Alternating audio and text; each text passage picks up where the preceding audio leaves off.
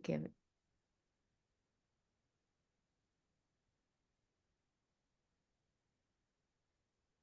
2 minutes.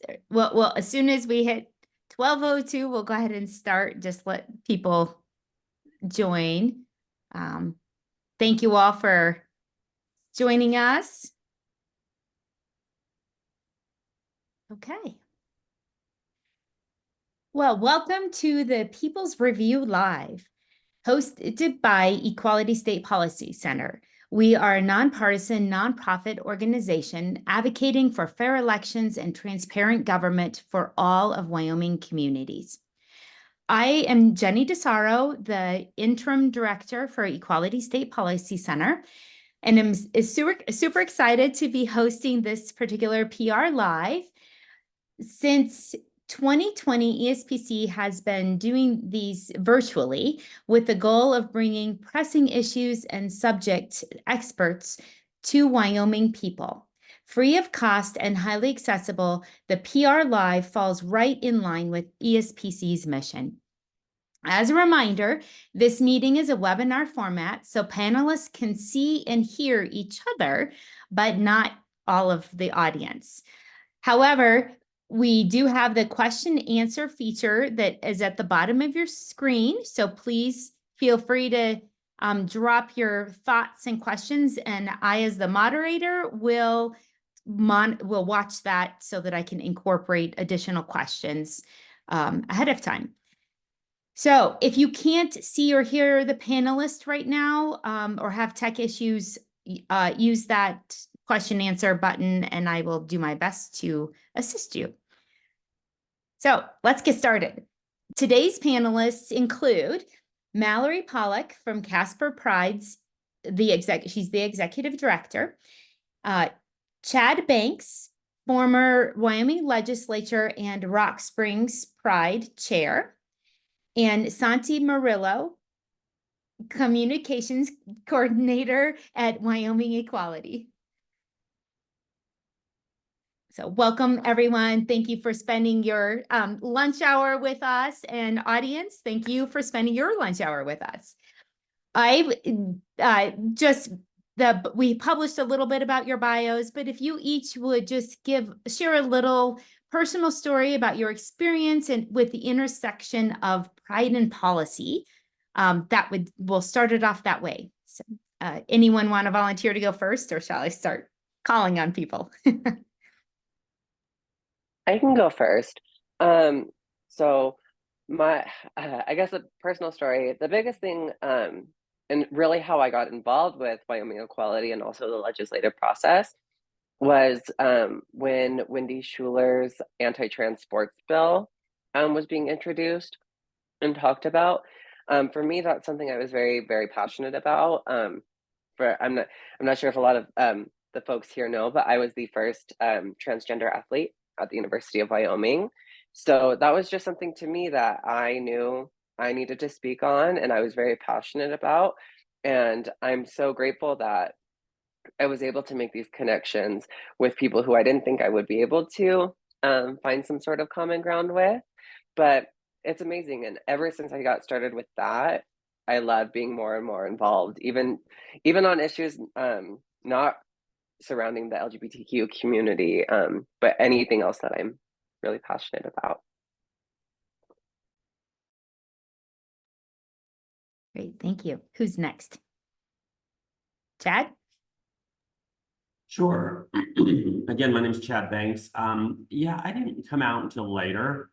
And so the issues were always obviously important to me, but became much more so as I came out and was raising my children and seeing, issues that were not only facing here in my community and in Wyoming, but, on the broad scale. And so that's when I really started to get more engaged. I'd always been engaged in different governmental affairs, but became more engaged in policies, particularly related to the LGBTQ plus community at that time. So.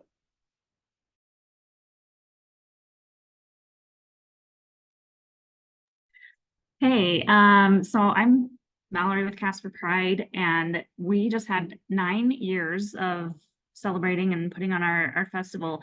And it was probably about year 2 when our city started working on a non-discrimination resolution. And so all of a sudden, we kind of all went from planning an event and a festival and a time to get together to speaking in front of our city council and, rallying people and businesses to support just the resolution, which Casper has since gone on to do an ordinance. So it was real quick that the intersection of pride and policy crossed our paths here in Casper. Oh, thank you. Yeah, I think that getting involved, yeah, it's usually personal and when we start to get involved. So how do you perceive the current state of LGBTQIA plus policies in Wyoming? Did anyone want to take that one on first? Sure, I'll start. I don't know how to put it diplomatically, but it seems like the issues surrounding policy are getting worse in a lot of ways. I mean, for so long, we were really lucky that there were no anti-gay, anti-queer bills passed by the Wyoming State Legislature. That Wyoming Equality had done a great job of kind of pushing back against any that had come forward. And I think we were really fortunate in that regard, and that all has really changed in the past 2-4 years, particularly as a lot of those national talking points that we're seeing have made their way into our local politics, both at a statewide level and even at a local level, like we're seeing, with libraries and school boards and Santi mentioned school sports and all of those kind of things. And so in a lot of ways, I think those types of issues are getting worse for Wyoming, and it's not unique just to Wyoming, unfortunately. Yeah, I would piggyback off of that on the statewide level that it was a hard session. It's going to be a hard session. They're all just a lot right now, and we're seeing a lot of those national trends come right into home. But on a local level, which is where we can all make a difference too, Casper has done some great work. We have an advisory council, an LGBTQ plus advisory council to our city council, and they have taken our MEI score that the HRC puts on from a 3 up to a 70, which is rocking. Pretty exciting work that they've helped, and that's in part to like some policies that they've put into play, and they have like liaisons with the police department so we can be having conversations. So as down as some politics and policies can get to us, there have been some bright spots kind of in our home turf here. Yeah, shout out to Casper. They're doing some great things and are great, I think, leaders for the state as far as what a lot of communities can model. Kind of going back to what Chad was talking about, a huge point that I would make every time I spoke to these conservative legislators or just legislators who weren't sure what stance they had on these issues, thing I always like to talk about, and like, these are really not Wyoming issues. These things that we're seeing are being inspired by this mass hysteria regarding the LGBTQ community, specifically the trans community. I think we've seen a lot of legislation against the trans community, and I think we're further proving our points when go back to the anti-trans sports bill. It was passed, right? And here we are a year later, and there's no lawsuit.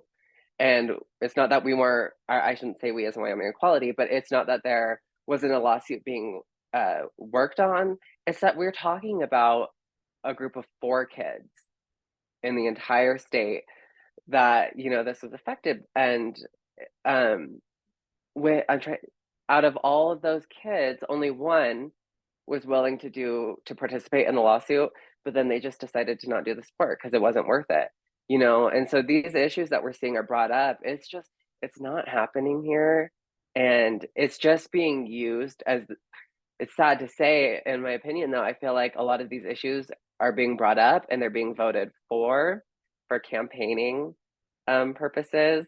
You know, people want to prove how conservative they are. And it's really unfortunate. It's really unfortunate, but I'm glad, kind of like how Mallory was speaking, we do have some bright spots.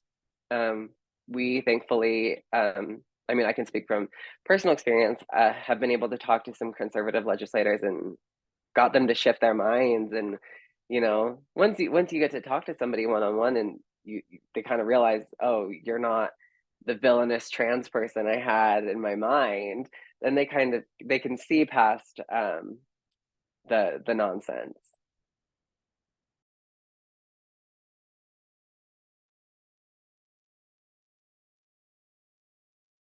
Yeah. So I think it I think I'm gonna go to I did just get a question in the chat, and I'm gonna ask this one first and then follow this one.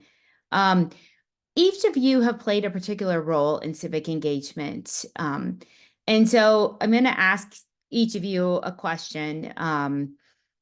And so Chad, as a lawmaker, can you talk about how your identity or the fact that you were representing folks from different identities affected your lawmaking? Sure. I think it makes me more compassionate in a lot of ways. And I think we all take our experiences in whatever we're doing, right? So I am obviously a openly gay man, but I'm also a father of 3 daughters. I'm a new grandfather. I am a 5th generation Wyomingite, and all of those things shape what I take. And, you know, like when I was on the floor of the legislature and how I vote. But there are lots of issues at all levels where compromise is necessary. And, you know, and that's obviously a big part of politics is compromise and how you're going to get things done and where you can agree and so forth. But for me, issues that were related to the LGBTQ plus community were not an area that I was ever willing to compromise on. I mean, there are some of those things where, you know, these are the hills I'm going to die on kind of thing, right? And those were those issues for me. The same as, you know, would be the case as a parent and those kind of things. You know, when we're talking about issues that are related to our own health and safety and, you know, ability to work freely and love freely and do all of those things, that's very different than talking about a tax issue or recruiting business to Wyoming and, you know, those kind of things. And so, you know, those were non-issues that I just was not willing to compromise on. And I think that's the case for a lot of folks.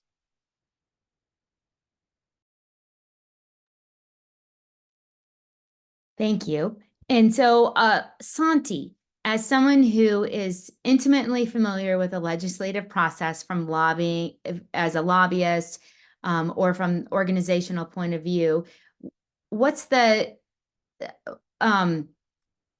you talk about your identity or the fact that you were representing different voices? Can you kind of answer that same question? Yeah.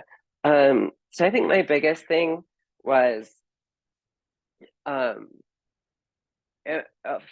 my experience, a lot of the trans folk that do still live in Wyoming, you know, the people I talk to, there's a huge fear among a lot of them to be willing to go to the Capitol and have these conversations or to testify publicly or to put themselves out there in any sort of situation where they can be judged or, you know, even worse, harmed. And that was never an issue for me. So when it comes to like specifically trans issues, I'm so passionate about being the one there, especially because, you know, I've born and raised in Wyoming. I've lived here my entire life. I don't think I'm ever going to move anywhere else. Um, and oh gosh, I'm so sorry. I totally blanked. Um, but I think that's one part of my identity that really shapes how I do things is I've never been afraid to be like put myself out there. And I always say it too, you know, especially when we talk about these issues regarding trans youth, is, you know, these kids, I don't want them to hear the things that are said in these committee meetings or that are said in different reports throughout the state. But I can take it. I can handle it, and I will take it. So I think that definitely has always inspired me. Honestly would probably say more so from a lobbyist level than an organizational level, just because, right, as an organization, that's kind of what we do. Is well, that's what we're known for, is, you know, advocating for LGBTQ equality. But from a more personal point of view, my identity definitely 100% shaped how I showed up to the Capitol. Great, thank you. And so, Mallory, as someone who works with folks on the ground, can you talk about a time that legislation impacted someone's life directly? I would say that currently kind of all legislation is maybe taking its toll on us in different ways. And I do think that empowering people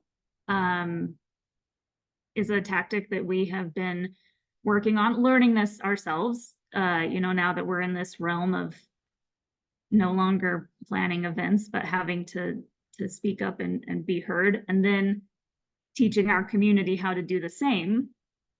I would say has been really impactful when you see kiddos writing a postcard to their legislator, you know, during a postcard drive, or when, you know, you put out a call to action in your newsletter and someone replies and says, this is who I contacted and this is what I wrote. And it's like, yeah, heck yeah, we, you know, took that and kind of turned it around. So I do think that we can maybe combat the mental toll a little bit by continuing to learn and to teach our community as well. But I mean, it really does speak to the power of allies, because we're all tired and working in this realm, and we're all maybe a bit beat down. And so when there's an opportunity for allies to kind of carry some of that weight, like that makes a big difference when they step into the realm as well. And it's not just us trying to, you know, hold the line. So I do think that there's impacts all around, good, bad, but I think we're getting better. We're, you know, organizing, empowering each other, learning. So answer those calls to action when anyone from this group sends you a newsletter, an email, a social media post, because that's a good way that legislation, you know, can impact us. So I'm going to do a follow-up, Mallory, just because I think Chad had alluded to it earlier, but it seems that Casper has is there some things that have fallen into place in Casper that maybe haven't that we haven't seen in other parts of the state or other communities that you might mention or share with others as they think about what's happening in their local communities and how they can help set the stage better? Yeah, I think one great thing is we've created a strong relationship with our health department, which has helped us with some funding to be able to put together some resources for the queer community here in Casper. So instead of people going to Denver or wherever else they might need to go for wellness, they can find some resources here. So I think that relationship has been strong. But other than that, we've done some focus groups in our area, and there are like pockets of gays in Casper. We're all kind of spread out. We see each other in June, and then like that's it. So it's been a real drive. It's in our mission to like create space for everyone. So we've been working on establishing physical space. So instead of just working from our homes, we've established a queer library. We call it the Queer Gear Exchange. So gender affirming clothing and a food bank. And then we're starting to offer monthly visits, because before that, if someone asked like what's there to do in Casper for the queer community, we didn't have anything to point to. So now we can say, hey, your teens can go here. 50 plus has Saturday coffee. We play Dungeons and Dragons every other Sunday. So there's something to offer them. And that collective, like that gathering and that movement has meant a lot and built a lot. And now when we do something like, hey, this is a call to action, or we're writing postcards or whatever, like we're getting a response and we're making an impact. So completely doable by every community here in the state.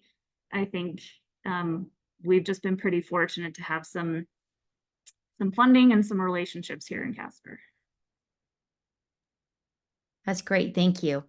And then I do have a follow-up, this is kind of both for Santi and Chad, in that as I've heard both of you mention, I've been born and raised in Wyoming, and I'm a part of a different community. So I'm sensing like there is multiple identities that we all hold, like father, sister, sibling, all like there's all this identity. And so I wonder if you have thoughts about like this attack on one of your identities versus like you're not really attacked for being born and raised in Wyoming, but like it's like I'm talking about legislative action, like this anti LGBTQ plus narrative is like addressing one of those identities. So how like thoughts on how you bring forward your other identity, your whole selves? Well, so for me, I think that I always reiterate to people too, just because I am trans, that's not my whole identity, right? And I think that's what it comes down to. But especially when it comes to these legislative actions, that's the way that, at least for me, that's the way I feel seen. I don't feel like I'm seen as somebody, a Wyomingite. I don't feel like I'm seen as somebody who is a Latina, somebody who's educated, a first generation college student, things like that. It's you're only trans. And then, a lot of people who aren't familiar with our community or who may be against our community, they just have this picture in their head of what a trans person is or behaves like or things like that. And it's at the end of the day, I'm just a Wyoming gal. I'm just here, that just happens to be one part of my identity. And that's another way that I really try to build these connections, especially with conservative legislators, is, hey, let's look past the fact that, let's look past the fact that I'm trans. You're from a good friend of mine, Senator Kel Case. We both found out that, we both love Sinks Canyon and we both love moose. Like that's like, you know what I mean? It's like, we have so much more in common if you would just put aside, or if you wouldn't label me as just my queer identity.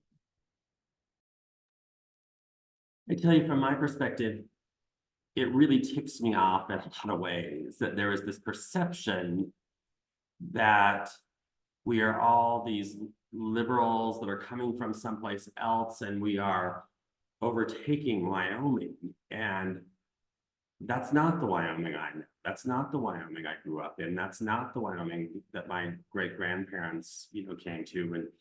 And it bothers me when folks that are opposed to LGBTQ issues use that whole argument about this is Wyoming or that's not very Wyoming. I'm very Wyoming, and Santi and I, and lots of us queer folks were born and raised here and educated here and have chosen to make this our home. And in a generalized sense, don't get to say what Wyoming is. It's not your Wyoming, it's all of our Wyoming, and that means there has to be room for us as well. And so, you know, that really sort of ruffles my feathers a lot when I hear that this is, you know, that there's sort of this perception that we've come from out of state, and that's not the case. Obviously, I'm sure there are queer folks here who have come from out of state, just as there are conservative folks who have come from out of state to make this their home. But, you know, I really try to push back on that a lot, that this isn't, you know, that's not the Wyoming I'm familiar with. The Wyoming I'm familiar with is sort of the live and let live Wyoming, you know, that has room for everyone. Well, you just teed up the question that was sent in from our audience, which is Wyoming has traditionally been a live and let live mentality, and for the most part, with still dangerous undertones for LGBTQ plus communities. So as we move towards a more violent or rhetoric, or I should say, this is how they phrase it. I would say, as we see, we're not trying to move towards this, but as we see more violent rhetoric appearing, how does safety play into policy and pride-related issues? Do you guys have thoughts on this? Like, whether we need to build allyship for this, whether we need to create more safety trainings? Like, I think, Santi, you had mentioned, like, some people are fearful to lobby for their own selves.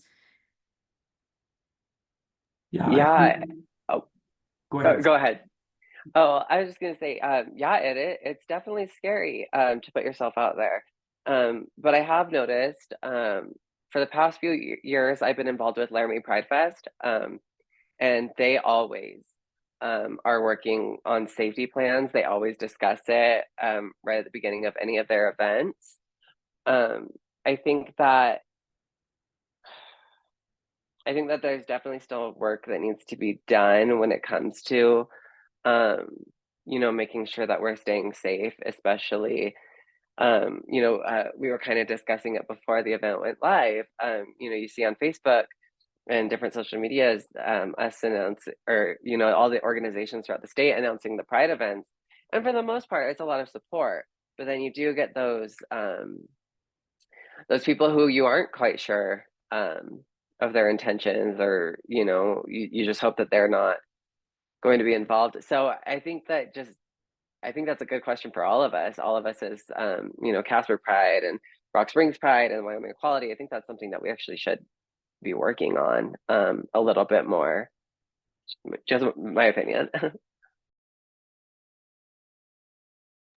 Yeah, so I think it's certainly a time to be cautious and cognizant of our surroundings and what happens. And for the Pride Fest here, we were certainly, you know, aware and worried, or I don't know if worried is the right word, but aware that there could be issues, and luckily there were no issues. But we also shared on our social media some tips for folks who were attending about, you know, how to be safe, how to be aware, what to do if there are protesters, and how to you know, avoid and how to react or don't react in those cases.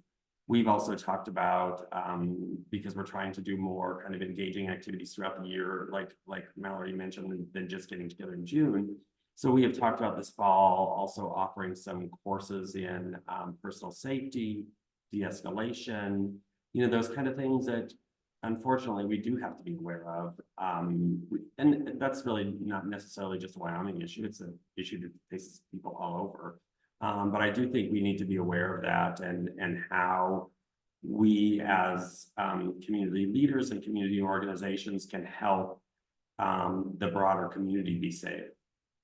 And part of that also, I think, is also speaking up and being seen. That also helps, I think, other folks be safe.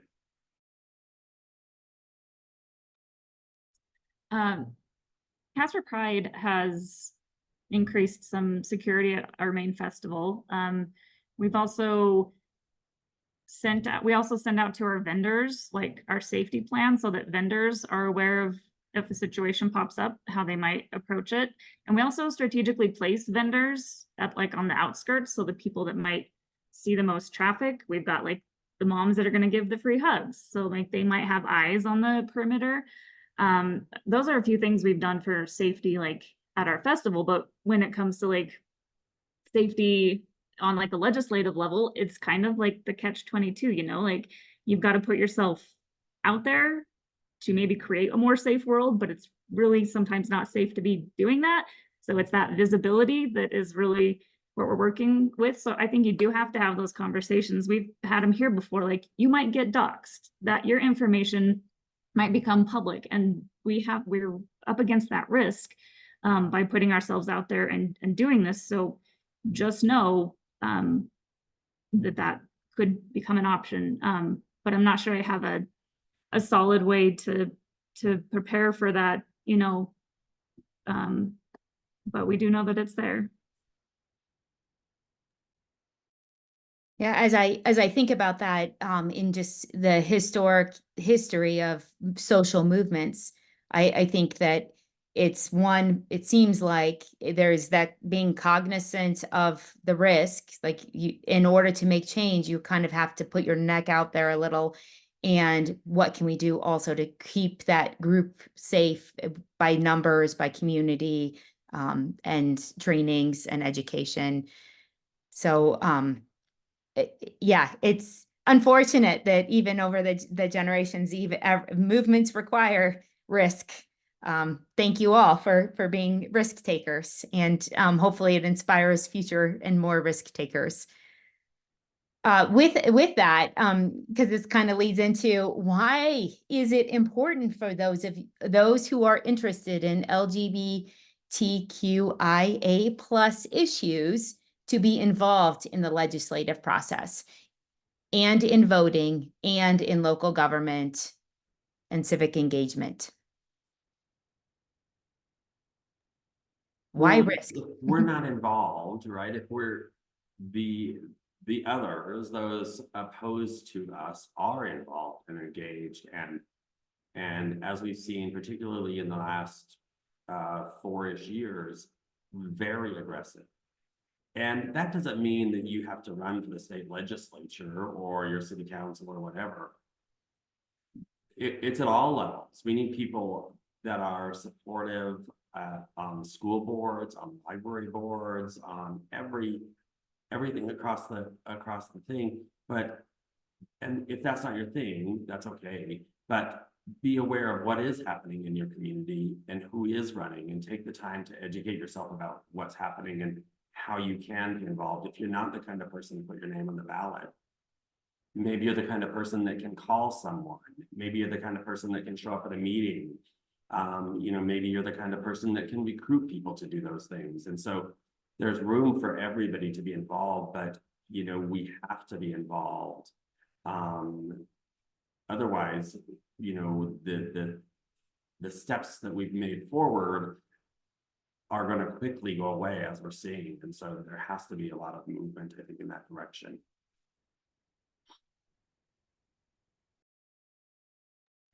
I think it's important. I always think about when I was in college, I used to always be like, I'm so passionate about these issues.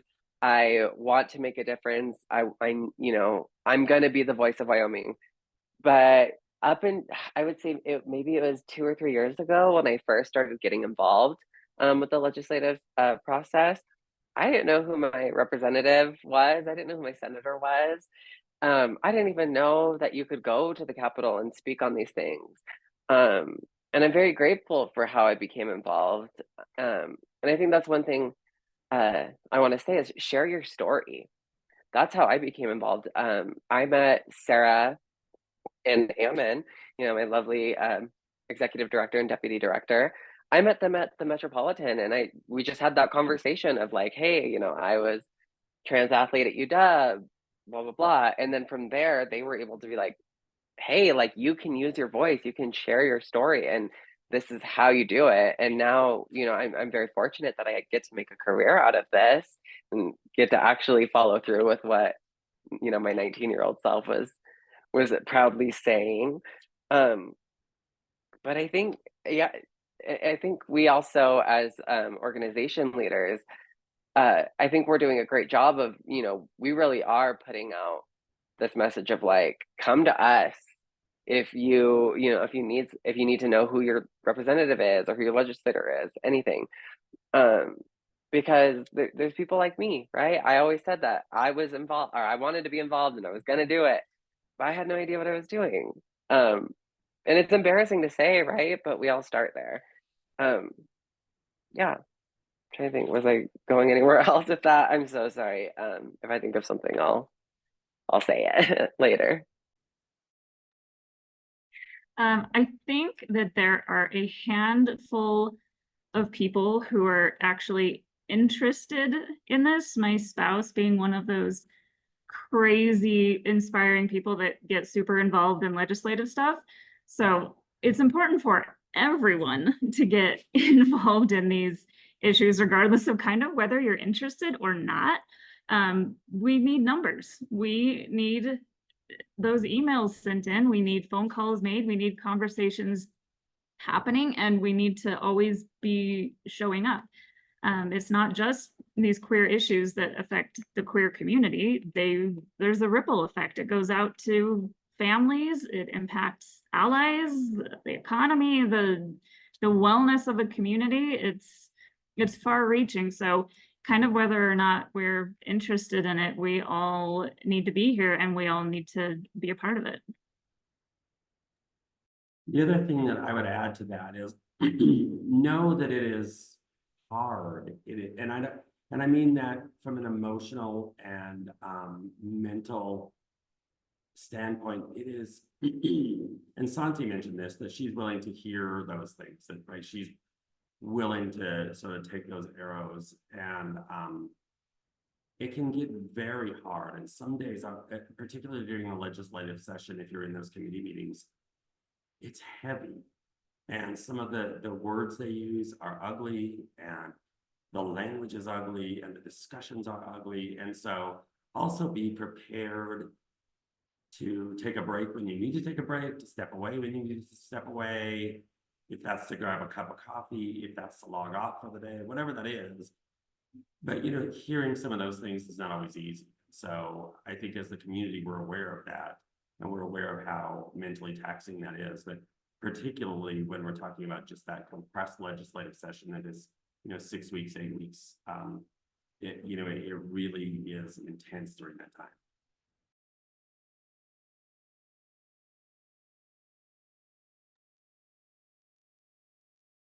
And I would just add, take a friend.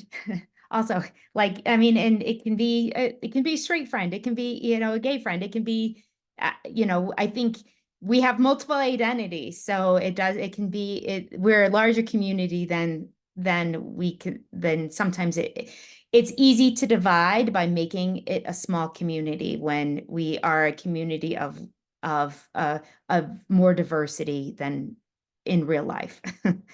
So thank you all. And so none of you really mentioned the voting thing. And so I'm just wondering if any of you would like to chat on like the value in people voting and showing up, not only running for offices or holding those, but does their vote count?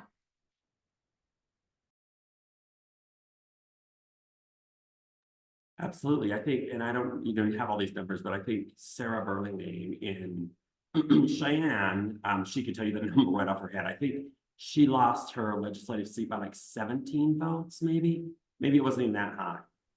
It was something like that. It was really, really close. Tiny amount.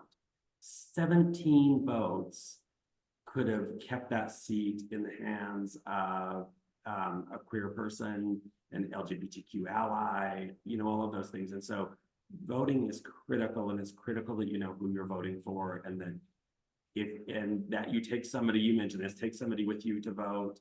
The election laws have changed this year on when you can and can't register. So also be aware of how you need to register and where you need to register. And if you can't vote in person, how to get your absentee ballot and all of those things, because that's all very different this year after the last session.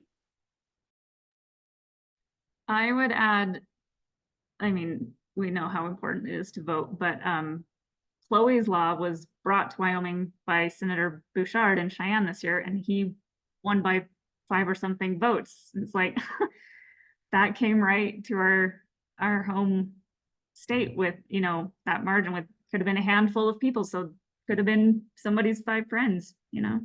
So it's wildly important. That's a great example. Yeah.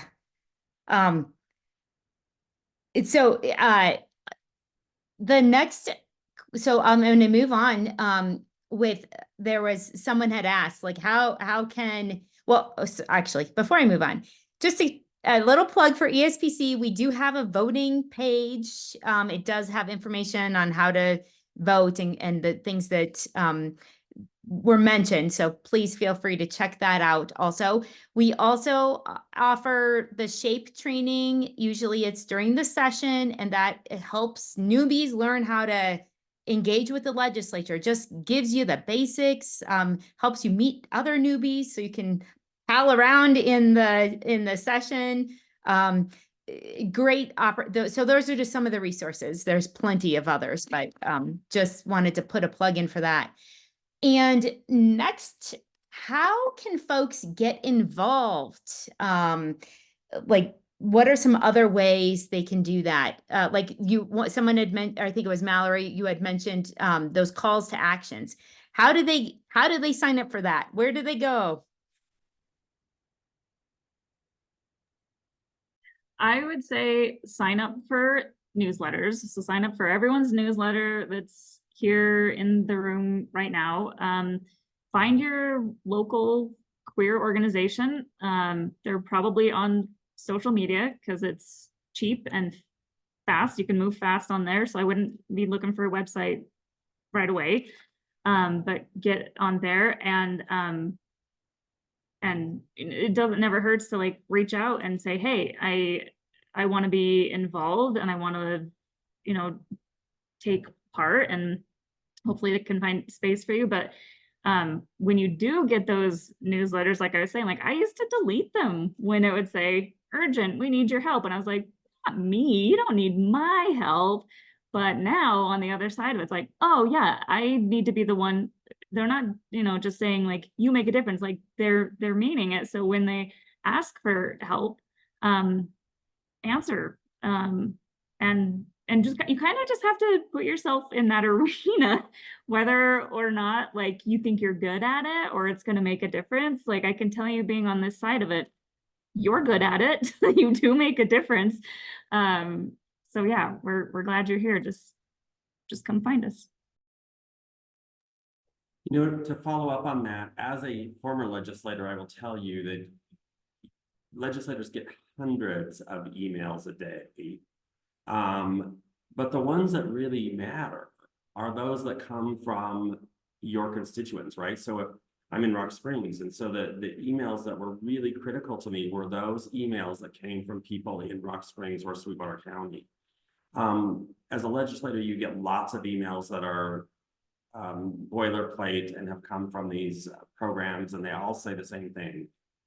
But when your email that talks about your particular issue, where you grew up, what the issue is, how your children are, you know, those kind of things, those are impactful. And like Mallory said, you don't need to be, there's nothing special about it. It doesn't require anything. It just requires you being personal and in the way that you would normally do that anyway, right? So it may be a phone call or an email. But it's very, very impactful to legislators to hear from their local constituents and to make sure that those emails or phone calls or whatever they are respectful, of course, but also not the same language they've heard already. They want to, you know, they want to know about you and about why this matters to you individually.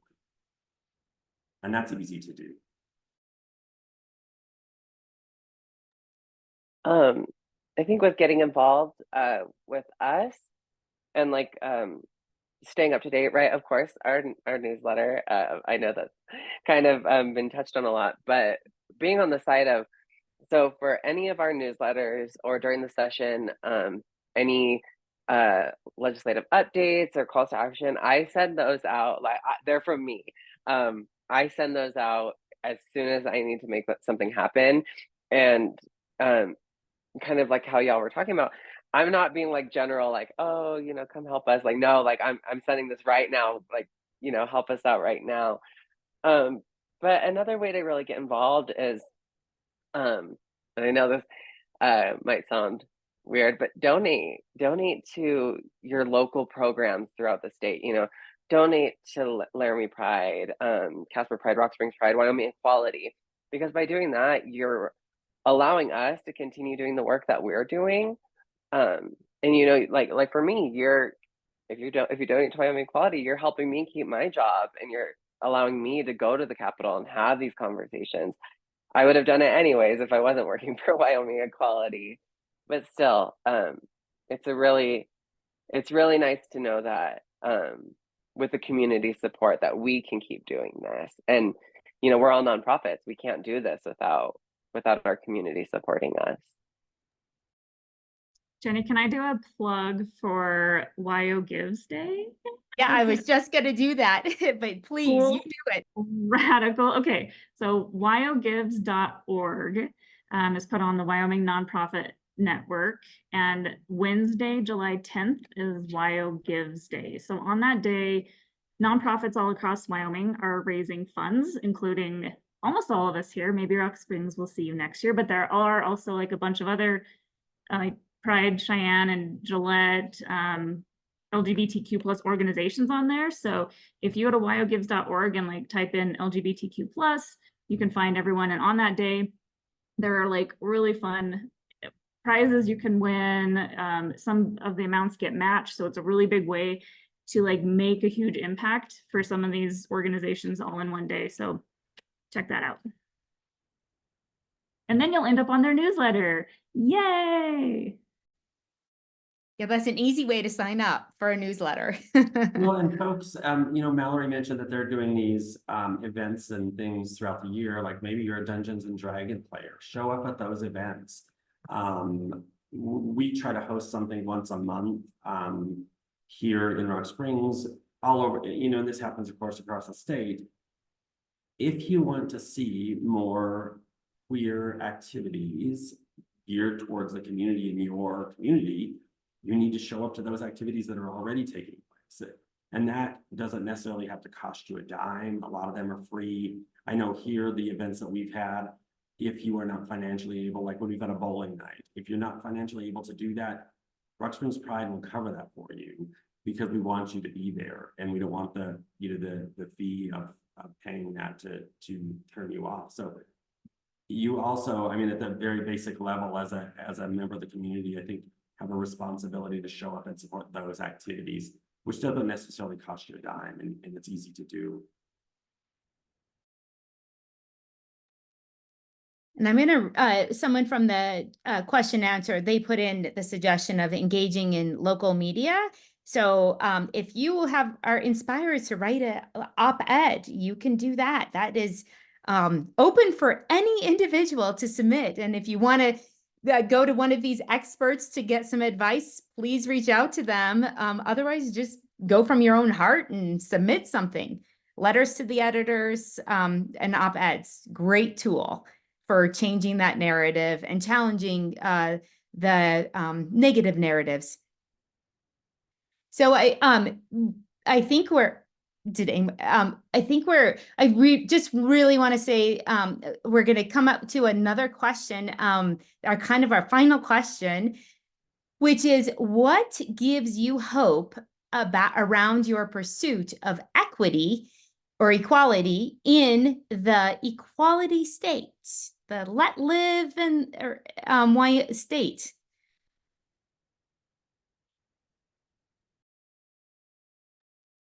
Things like this give me hope. Knowing that you're not alone when you sometimes feel like you definitely are. So, and seeing all these participants, and I recognize some names, and then I'm thinking about Chad and Rock Springs, and I'm thinking about, friends across the state and the work that they're doing and the different conversations they're having. And we're all like pulling on that thread to to take care of the whole thing. So we're all we're playing a part, all making, you know, changes and differences, and that really gives me hope. I think when I was going through doing some research for Wyoming Equality about all the different pride events throughout the state, I was like, oh my gosh, like this is crazy. You know, that's giving me hope. Is that now we have all of these organizations on, you know, tiny town levels that are wanting to have pride events and are wanting to uplift their queer communities. And another thing I think I've noticed, a lot of people I, you know, went to college with or grew up with, whatever, who are queer, they're staying in Wyoming because, you know, they're realizing, hey, it's not a horrible place to be all the time, but they're also using their voices. Like I have a good friend who works for the Carbon County School District, and he is somebody that's there for he's a great resource, and all the kids at the school he works at know to go to him if they're having any sort of, you know, issues relating towards, you know, bullying, harassment, stuff like that. I think we're just seeing more of our queer community here in Wyoming kind of standing together and standing up and being like, hey, we're not going anywhere. And just kind of we've been talking before, we've always been here. We're your neighbor. We're not trying to, you know, overtake Wyoming, anything like that. Like we can all, there's enough Wyoming to go around and we can all share it. And this panel has seriously been really amazing. And like Mallory said, this is giving me hope. Very, very excited to see what next year's session looks like. Yeah, the same. It just gives me hope that we are in Wyoming, and Wyoming is always sort of risen above those kind of things. And I think the other thing that I try to keep in the back of my mind all the time, and we were talking about this a little bit here and a little bit before we even came on, was, you know, you see some of the negativity particularly on social media, but it's important to remember that oftentimes that's the minority of Wyomingites, and the same at the legislative level. A lot of times you're hearing those loud voices because they're loud and they, you know, can type in all caps. And there are lots of folks in our corner championing those kind of things that are quieter and under the radar. And there's lots of people in Wyoming that are supportive, and that gives me lots of hope as well.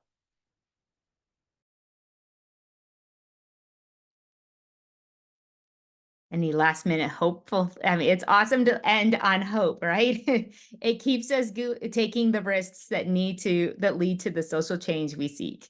I have hope that if I can do it, literally anyone can do it. I'm like, look at how red I've turned to just like talking about it. I am not the person to be doing this kind of work, but here I am. And so that definitely gives me hope that we're just going to find more people that want to get involved and can get involved.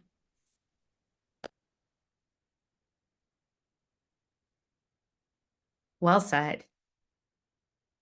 And so just there's a couple of folks who have submitted deep gratitude for all of you being here. And I am going to be redundant and say that we truly appreciate you taking time to engage in this candid conversation. And it's, again, it can be challenging putting yourself out there. This is recorded, so people will be able to watch. And so thank you for your bravery and your passion. It's important for everyone. And on that, thank you for everyone who's joined to listen into this People's Review Live. Again, the Equality State Policy Center is a 501c3 nonpartisan nonprofit organization. We rely on charitable gifts to fund our work, and donations may be made at equalitystate.org and WyoGives, July 10th. You can give to all of our organizations at one time. It's a big opportunity to share the love for the diversity that we have in Wyoming and the culture that we want to create and see going forward. So thank you.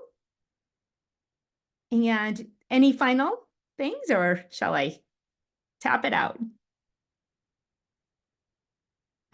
All right. Thank you all. Bye.